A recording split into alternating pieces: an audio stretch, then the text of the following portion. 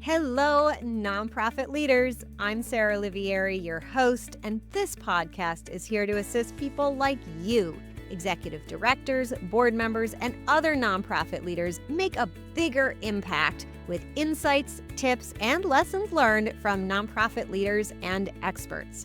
Having been an executive director, a board member, and now a consultant and coach, I truly understand the challenges you face. And that's why I'm here. I'm all about working smarter, not harder, so you can make a bigger impact without the burnout. And so is our sponsor, DonorBox. DonorBox isn't just a suite of helpful fundraising tools, it's a partner that helps you raise more money and supports you in retaining your donors. I love their forward-thinking approach. Visit donorbox.org to learn more. And don't forget to sign up for the Inspired Nonprofit Leadership newsletter, where you'll get bite-sized, actionable tips just for nonprofit leaders like you, delivered weekly to your inbox. Sign up at inspirednonprofitleadership.com/sign up. Okay, let's dive into today's episode. Hello, everybody. Today, we're going to talk about a key difference between delegating outcomes and delegating tasks.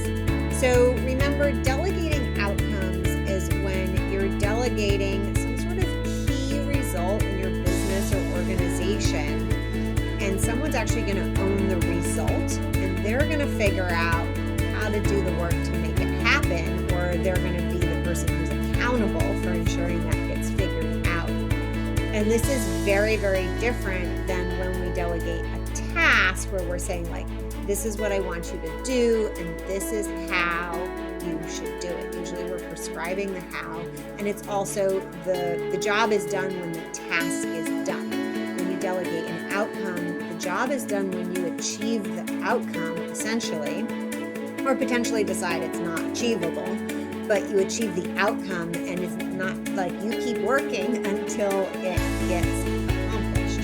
So here is one really important key difference. When you assign a task, you just assign it. Usually you just say, hey, can you do this? Will you do this? Or essentially that means just do it, right? The person's job is to basically do the task that you are assigning. So you just assign it.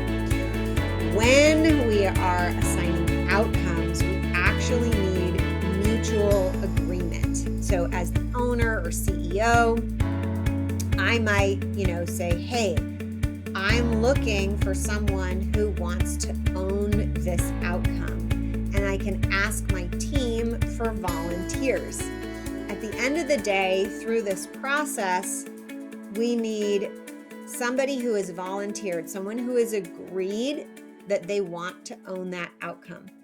Not everybody's ready to own an outcome, and I'm going to talk about that in a moment. But we need someone who is accepting. They're saying, yes, I want to do it. They have essentially volunteered to do it.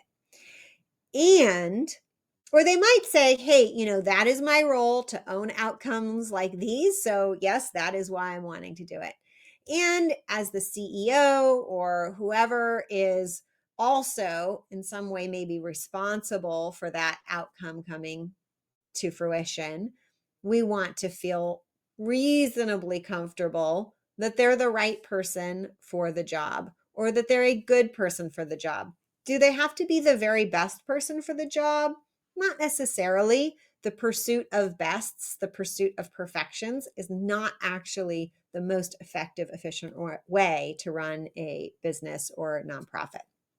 But they need to be a good person for the job.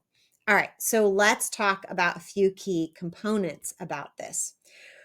First, the willingness or ability to own an outcome often depends partly on somebody's risk tolerance. And you can actually kind of scientifically measure your team's risk tolerance using a Kolbe-A assessment. And that kind of rates how people solve problems and skill sets that they use to do that. I have another video on YouTube all about the Kolbe-A assessment, and I'll try to grab the link for that. to attach it here.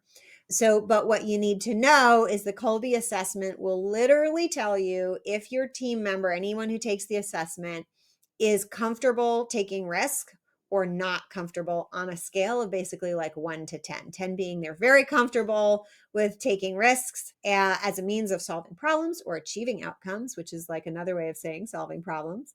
And a low number would be not comfortable. So we can kind of start to assess our team to see which team members from that risk perspective are going to be comfortable owning outcomes.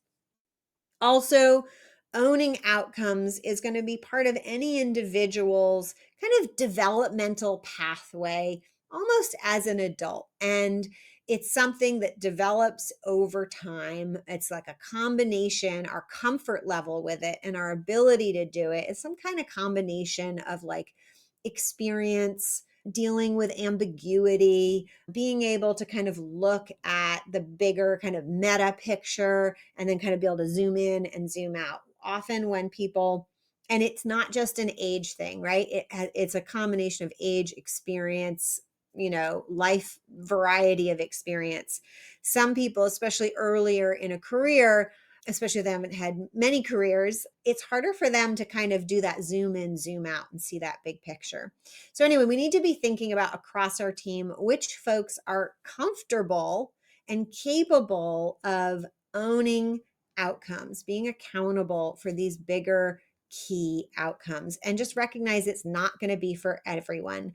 And I will tell you, in my experience, I have seen people in senior leadership positions, when we start to think this way, they are not comfortable. People who were like second in charge directors basically discover that really they are, a well-qualified executive assistant. Give them tasks to do all day and they will do them beautifully, but they do not want to own an outcome. And you can also discover that people who are maybe new on your team or kind of at a quote low level of responsibility might actually be awesome at owning outcomes. So when I do this with organizations and businesses, the first time I really like to open up and say, who would like this? Who would just like to own this outcome? And you may be surprised. I've seen enough times that I'm not surprised that people who are really new or young sometimes will be like, put me in. I want a shot at this.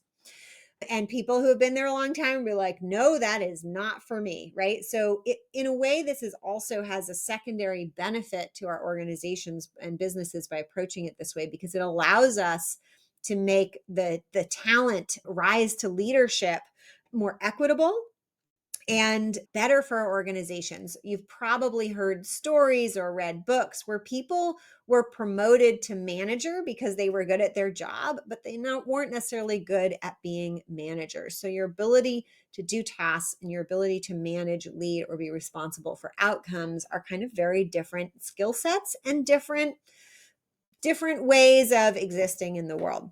So that's a side benefit of that. That also leads to the challenge that I hear people ask a lot. Well, what if like somebody who hasn't really been been in a position of authority or responsibility at our business or organization before wants to own an outcome, and I'm not sure that they can do it, right? Or maybe you even have a leadership person who's, you've been like, I'm not sure that they're the right person for the job. Well, we get control over these things, and here's my recommendation. If you think that they're just really not the right person and they've had a chance before, have a conversation, express your concerns openly, give them a chance to give you feedback on maybe why in the past things didn't go so well. Otherwise, if you're just not sure because they haven't been in that position before, do a trial period. Say, okay, why don't you try owning this for, I like to use 2 months, but whatever amount of time is enough time for them to get their bearings and give it a good try. Make sure you have some key metrics that you're using to measure the outcome.